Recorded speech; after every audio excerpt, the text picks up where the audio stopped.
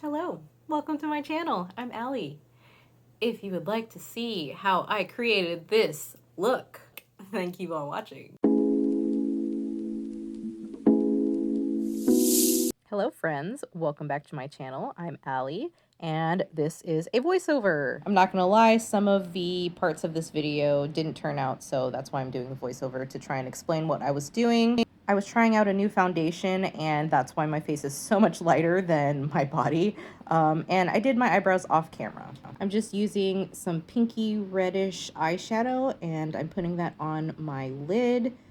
As I was doing this, I realized I had some concealer that was starting to crease in my eyelid, and I realized, oh, I didn't prime. So I went ahead and I primed my eyelids, and I just put the primer on top of the shadow that was already there, so that's why it's pink. This whole thing was kind of a mess, so I'm sorry. So going back in with that same pinky red, and I'm just putting this color on my eyelid. I wasn't really sure what I was trying to go for. I just knew I wanted it darker in the corners. And since I've drawn my eyebrows up a little bit higher than they naturally are, I have more space to play with. I decided to switch to blush right here. I don't normally put my blush this high up on my cheeks, but I kind of like it. It gives me like 80s glam vibes or like high-end fashion model editorial kind of looks. But anyways, I think it turned out pretty cute. So just when you think that I had enough on, no, I'm still going. And I even put it on my nose and my chin. So much blush. I'm using that same red pink shade underneath my eyes. And I'm putting this also right underneath my brow and bringing it down my nose to kind of give it a more chiseled look, I guess. As I said, I drew my eyebrows up a little bit higher than where they naturally are, so I have more space to kind of recreate my eye socket area. And then I actually used some of that same eyeshadow to kind of cut a cheekbone just to make it more dramatic. And then I'm going to take a blush brush and buff it out so it's not so harsh. Now I'm going in with this paintbrush and I'm dipping it into some black eyeshadow with a little bit of mixing liquid just so I can work with it more like an eyeliner. There's no particular reason why I decided to use this brush today. I usually use this brush for my eyebrows, but I'm just trying out some new stuff. I'm working on the outside corner of the wing first, and then I switch over to my other eye and try and make it as even as possible before I move on. Once they look pretty even, then I will continue with the liner across the top of my lid, but I'm not one of those people that can do one eye completely and then do another eye separately. I have to do them at the same time or they just will not be symmetrical at all. Now I'm drawing my bottom lash line. I draw this underneath my actual lash line and I don't follow the curve all the way back up to my tear duct, just so that there's room that I could put either like a white eyeliner or white eyeshadow right there. And it just makes the eye look more doll-like and just bigger.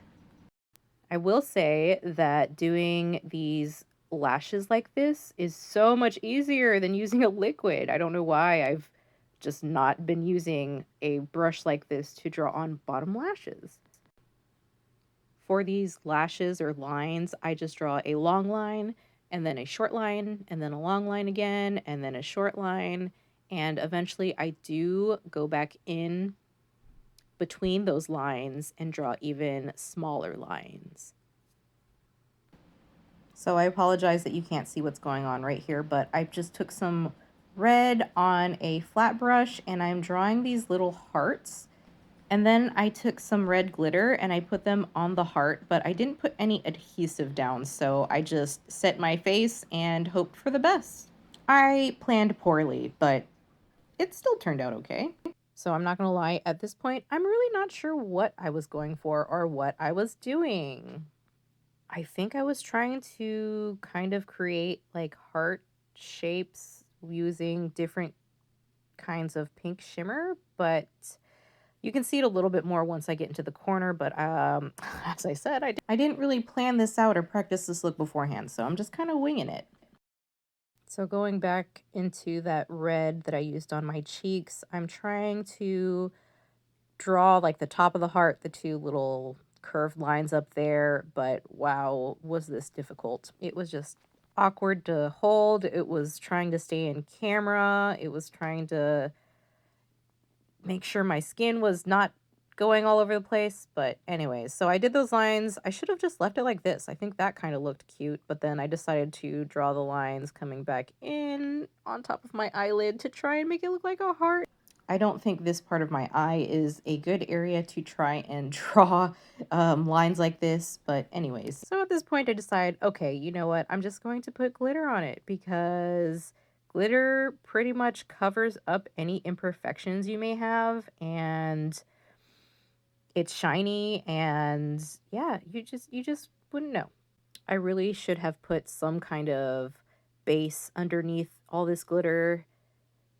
If I were recreating this look, I would just use a pink liquid lip or something to put on as the base underneath and then stick the glitter right on top of it. But I'm not a professional or anything. I learn by doing and by making mistakes. So now I just know how to do it better for next time. So moving on to the lips, I have this lip liner, which I actually like. I think this is my first time using it, but I'm trying to change the shape of my lips a little bit.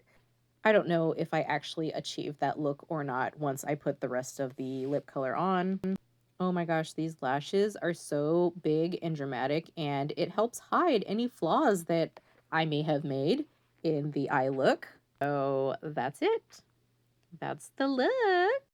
Now back to the audio that is in the video. I feel like such a bad bitch. I love it. Thank you so much for watching, and I'll see you in the next one. Okay, bye.